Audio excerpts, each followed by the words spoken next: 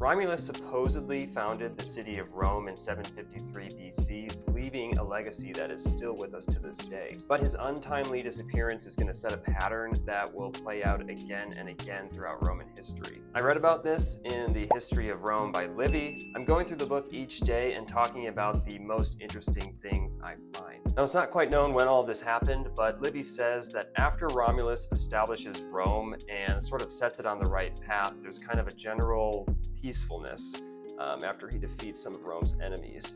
And during this time, he holds a review of the troops at this place called the Campus Martius. And while he is doing this, a cloud covers him, and when the cloud goes away, Romulus is missing. Now, the troops and the Roman people who Romulus is really popular with, they're stunned when they see him missing. And the senators who had been standing right next to Romulus when he disappeared, they say that he ascended into the sky on a whirlwind. And they're like, we're really sad to see him go, blah, blah, blah. And some of the people kind of buy this. They start to pray to Romulus and proclaim him as a god.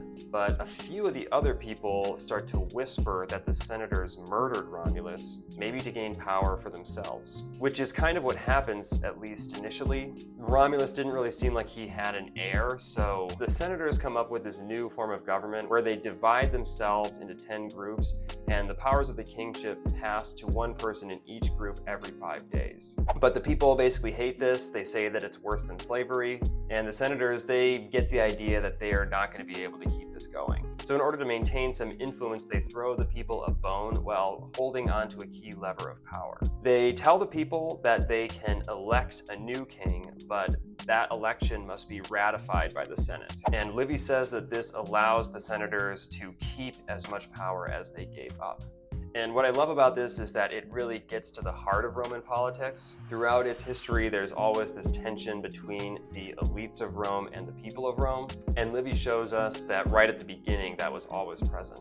Now, how does this apply to us today? Well, in my opinion, there are a lot of parallels between Roman politics and the system we have today. You have disinformation, you have jockeying for power, you have attempts to control the narrative. These are all things that happen today on a regular basis.